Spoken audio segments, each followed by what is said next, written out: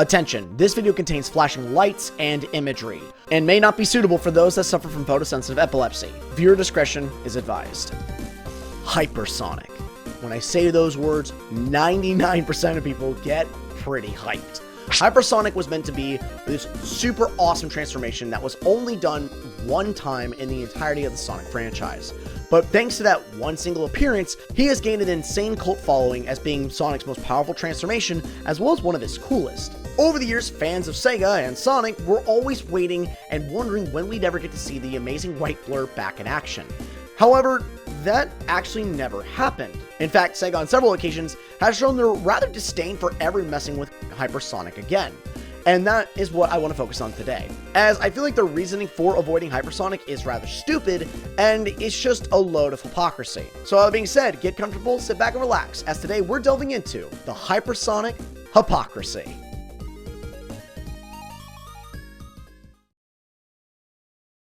As always, before we dive straight into this, let me give a little bit of a history lesson on Hypersonic. Hypersonic was seen first in Sonic 3 and Knuckles as a super reward for when using the lock-on technology when combining Sonic 3 and Sonic and Knuckles, as originally these games were meant to be one massive experience, but they were so massive they had to be split between two cartridges. When obtaining Supersonic through the first half of the game, when reaching the second half of the game, you can redo the special stages again, powering up Super Emeralds. These are Chaos Emeralds that have been increased in their power and size thanks to the power of the Master Emerald.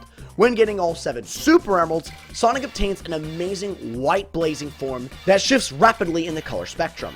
He has a massive screen nuke, he's insanely fast, and he has the ability to do this amazing little jump with that screen nuke, allowing him to get some insane air and insane speed.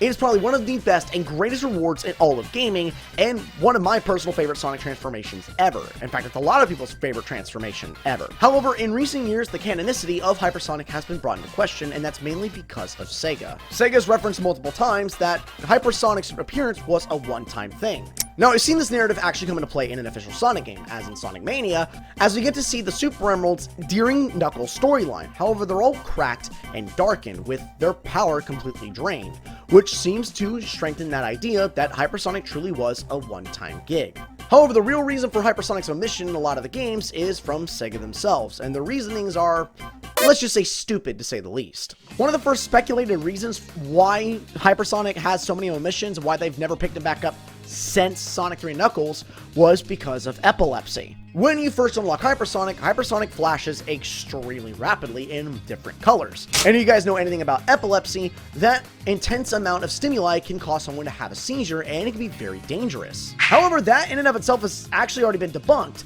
as Hypersonic's colors do not flash fast enough in order to actually cause that to be a common issue. Furthermore, in every appearance of Hypersonic, both in Sonic 3 Knuckles and Origins, they never gave any kind of epilepsy warning for Hypersonic with the way his colors work, so that actual narrative doesn't really seem to hold any water, especially not in modern day. Another highly speculated reason on why they never brought Hypersonic back in the modern day is actually because of how redundant he kinda seems to be, since, well, Hypersonic is literally just a white version of Supersonic. Now, mind you, Hypersonic does have some upsides, for example, that awesome directional star jump that he has that also acts as a screen nuke, but other than that, he pretty much is just a white Supersonic. Now, even if that does make sense, and that could be a possibility, there is still a lot of arguments against that idea as well. One of the biggest is, well, all of the other different transformations for Sonic. Darkspine Sonic is just a lesser version of Supersonic. Excalibur Sonic is a lesser version of Supersonic. So the idea of them not bringing Hypersonic back because he's redundant seems rather dumb, because if that was the case, then why give Sonic all these additional forms, since they're all just redos of Supersonic in some fashion? Giving a Sonic a brand new ability to use, especially in the final fight, is something that a lot of fans look forward to, and Hypersonic's no different. However, that doesn't mean that SEGA has never said anything on the subject. Now, this was actually brought up in a South by Southwest panel back in 2018 for Sonic Mania, when someone asked why they never bring back Hypersonic and why they don't have any more interesting forms in the modern Sonic day, which they answered this. Essentially, the reason that they don't do Hypersonic as much anymore is because they were worried that if they kept introducing new forms, it was going to get eerily similar to a certain Japanese anime in which characters keep getting, like, and they didn't want to go down that road. If you guys have been living under a rock, Sonic took some serious inspiration from Dragon Ball. 7 Chaos Emeralds, 7 Dragon Balls. Super Sonic, Super Saiyan. I mean, it's literally there, clear as day, that Sega had inspiration from Dragon Ball. However, that never seemed to actually ever be a problem. Not to mention the rules of a Super Saiyan are different than the rules of someone going supersonic using Chaos Emeralds. For example, the characters in Dragon Ball don't actually need the Dragon Balls to go Super Saiyan. They can just do it whenever.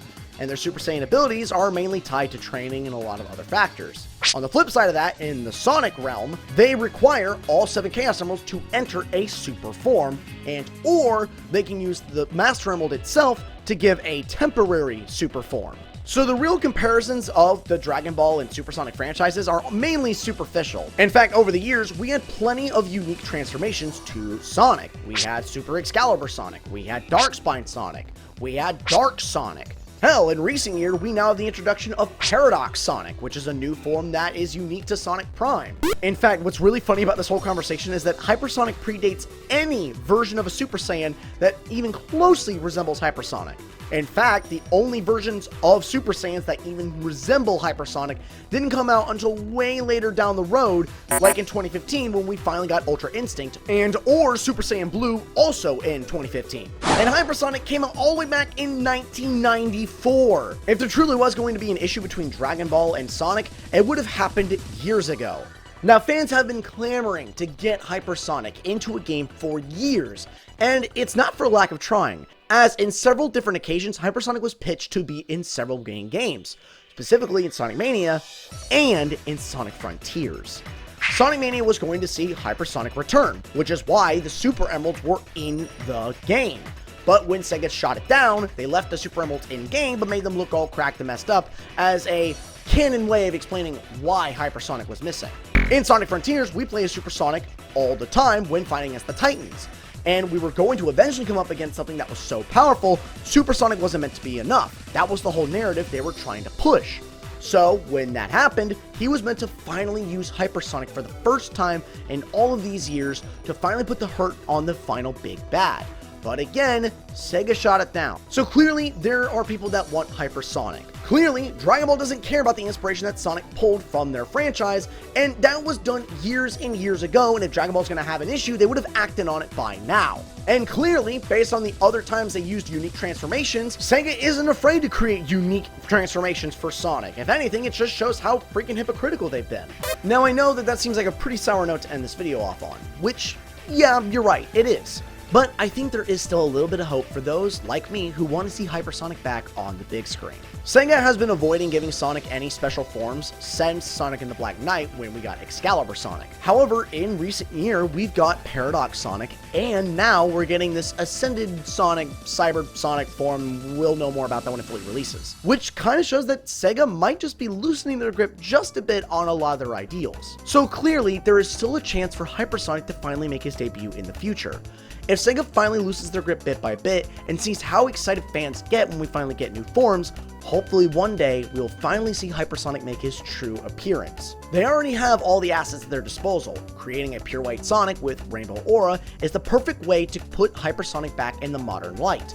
He's a great transformation, one of the coolest ones ever, and honest to God, I really do believe that if Hypersonic ever did come back, he would probably break the internet. Now, I know what some of you might be thinking. Do we really need a Hypersonic? They could totally do the same thing with a Supersonic if they really wanted to, and you're absolutely right. We don't need Hypersonic. The only reason fans like me of Hypersonic are so passionate about this is because it was one of those super cool forms that we just want to see return at least once, fully realized with the modern day tech that we have now. And honestly, I always thought Hypersonic mattered, like a lot. It showed that Sonic had full control over all the Chaos Emeralds, that he harnessed them to their fullest extent, with his body literally reflecting each of the emeralds as he flashed between them with that amazing rainbow aura. It was just such a cool thing to see. Now, the last thing I want to focus on is how I would bring Hypersonic back in modern day. Starting first off with his appearance. I would bring Hypersonic as an all-white hedgehog with a beautiful rainbow aura. The rainbow aura reflecting each of the 7 emeralds, and Hypersonic normally in his base color being a beautiful blazing white. As far as his ability goes, of course he'd be invulnerable, just like Supersonic, but his ring count would decrease twice as fast. However, he'd have twice the speed as Supersonic. Not to mention that as far as his attack power goes, it would be doubled in gameplay. He'd also have that super awesome directional dash, as well as the screen nuke found in the original game, but this time as more of an area of effect kind of a deal, where there was a certain range to it that could insta-kill any low-tier enemies. And finally, to make Hypersonic fairly unique for modern games, he would be a character that is so powerful that he can't really be in a normal space without causing damage. Like, his very presence could actually damage reality around him, which is why he can't use him willy-nilly, and he can only be used under very extreme certain situations. Those situations could specifically be villains and enemies that are like god-level type of beings, multi-dimensional, ones that can travel all across time or be in time in multiple spots. Think of Solaris, except Sonic has to 1v1 him. And the way I would set all this up is the same way Sonic Frontiers already did it, with Super Sonic being a character we could play with more regularly against boss battles to really give you that sense of power, so when you do finally get the absolute crap beat out of you and you're doing nothing to the true big bad, it only ups the reason to bring Hypersonic into the fold. They could have an entire pseudo boss fight where they're trying to stop the true big bad from escaping or getting away, and Sonic turns super, only for the entire boss battle to be a one-sided fight where you're losing consistently and you're not actually able to damage the boss fight. It'd be like an interactive cutscene to make you feel the true power that this thing has. So when you finally do get Hypersonic by, of course, doing another little collectathon by upgrading all the emeralds to their max ability, the feeling that you'd get from using Hypersonic in that one-shot deal would be amazing. It'd honestly be very reflective of how Supersonic used to be in the Sonic Adventure games. So, who knows? Hopefully one day we will actually finally get to see Hypersonic back in video game form the way he deserves to be. Because god dang it, Hypersonic is one of the coolest forms ever and one of my personal favorites, and he more than deserves the spotlight. And hopefully Sega will finally back off on some of their stupid rules and allow fans just to have a really cool hyperactive hedgehog that has an amazing godlike form. Maybe not every single day, but I mean, come on. Once in a blue moon really wouldn't hurt. But with that in mind, guys, that is where I'm going to end this video off here. If you guys enjoyed what you saw, please leave a like, subscribe, comments. As always, have been amazing. Thank you for joining me with this video into the hypersonic hypocrisy. It's really cool to talk about this topic, as this is something I've been really passionate about for several years, and I've always wanted to make a video specifically on this topic. And I'm curious what you guys think. Do you think Sega is being nothing but hypocrites? Do you think that bringing Hypersonic back would be a great thing, or it could be easily done? Or do you understand where Sega's coming from? I'd love to hear what you guys have to say. But with all that being said, if you want to see more videos just like this one, why not hit the subscribe button down below? And as always, guys, thank you for your support. You're all effing amazing, and I'll see you on the next one. Just signing out. Later.